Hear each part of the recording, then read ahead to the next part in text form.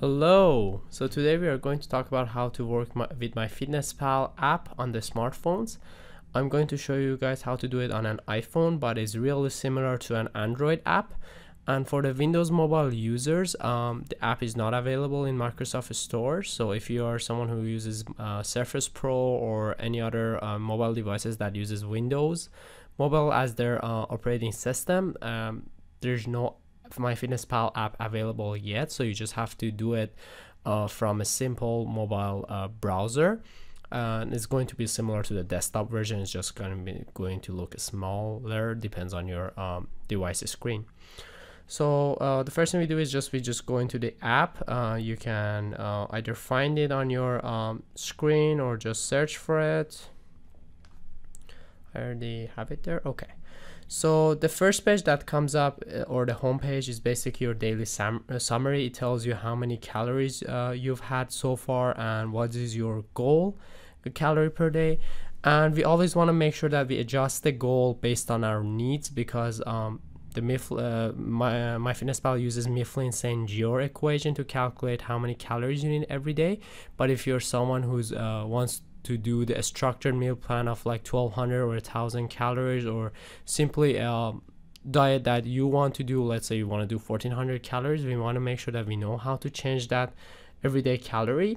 So in order to do that, you just have to go to more on the bottom right, and then go to goals, and then just scroll down, calories and macronutrients goals. So I've already set it up on 1200, but if let's say I want to do it on 1400, I'll just send it on 1400.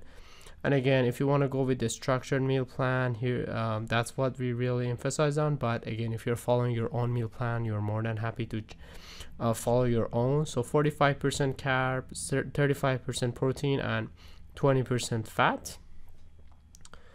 So that's that. I changed that. And also now let's get back to the home page. So let's say you want to add a meal. You just press on the plus sign on the bottom, and you have the status. Like I said, it's just like a Facebook post. You say like, I did this today, so your friends can read it, and if they want to comment on it. It's pretty like the more into the social network part. You have the water. Let's just see that. So water, if you want to keep track of your daily water. So let's say you had like 3000 milliliters, and you can change the unit. I'm more into metric system, so I always go with kilometers, milliliters, but you can change everything like pounds, kilograms, stone, whatever you like. So I had like 3000 milliliters water so far. Done. And now let's see how to add a food. Just click on the food, and let's say you want to do lunch. Just did lunch. So here it shows the recent one you've used, and the next tab is frequent, so the ones you use every day, it shows here. And then the meals is, let's say if you have a certain food every day for lunch, you can add that as a meal. The way you do it is that just create a meal. I'll call it Amazing Lunch 2 because I have 2 amazing lunches. You can make it public if you want everyone to see what you have for lunch, or if you want to make it friends or just only me. I'll put it on public. And the meal items, you just click on add food. Again, it goes back to that same page. You can use the multi-add to add like 2 or 3 foods with one touch. So I want to add extra lean yogurt, and let's say rice, for example, and then I just add it. It's good to go.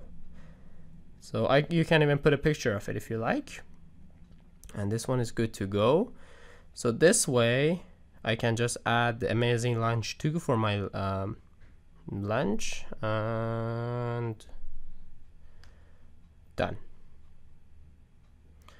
So that's that, and ignore the calories I've ate so far because they are not real. I'm just testing. And so that's for that one. And let's get back to the food menu one more time. So again, it's pretty similar to the desktop version. If you want to have your own recipes, you can just go to the recipes, create a recipe. You can either copy and paste a URL from a website if you got it from a website, or enter the ingredients manually. I'm not going to explain too much about it because it's really similar to the desktop version.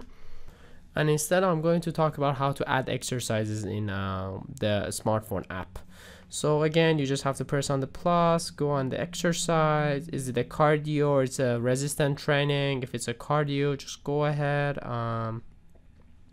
You can again search for all the exercises, the ones that you did before. Let's say I did a stationary bike today for 15 minutes. I'll just choose that.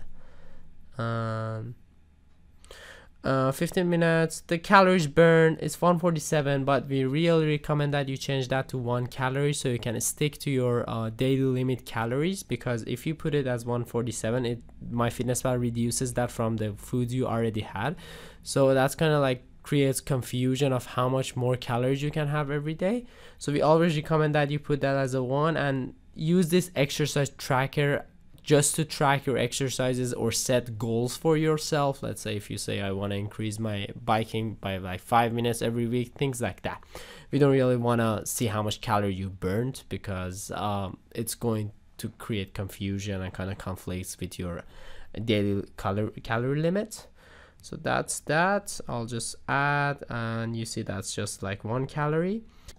And regarding the daily step count, so the MyFitnessPal app on your mobile phone automatically synchronizes with the step counter that's inside your device. Let's say if you're using an iPhone, it automatically synchronizes with your iPhone.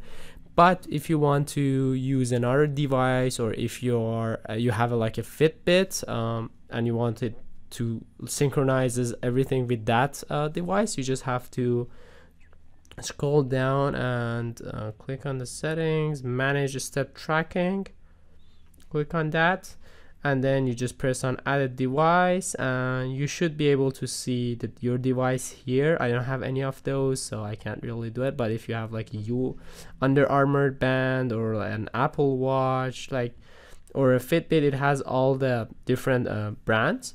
So you just do that, and that's that.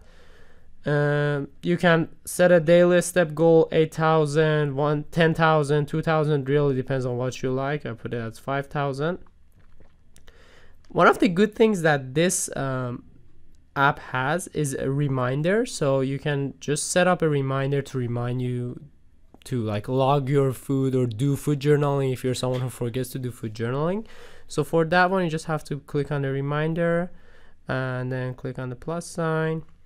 Remind me if I haven't logged. Let's change that from wait to if you're someone who forgets to log like dinner, you just click on dinner. Or you can just say any item for 1 day, any item for 3 days, any item for 7 days. Your call which one you like. I'll go with dinner. What time should it remind you? Like what? You can just change the time. Remind me at 10. And it appears as a notification on your phone. It says that you haven't logged your dinner yet. And you can add another reminder. Remind me if I haven't do anything for any items for 3 days.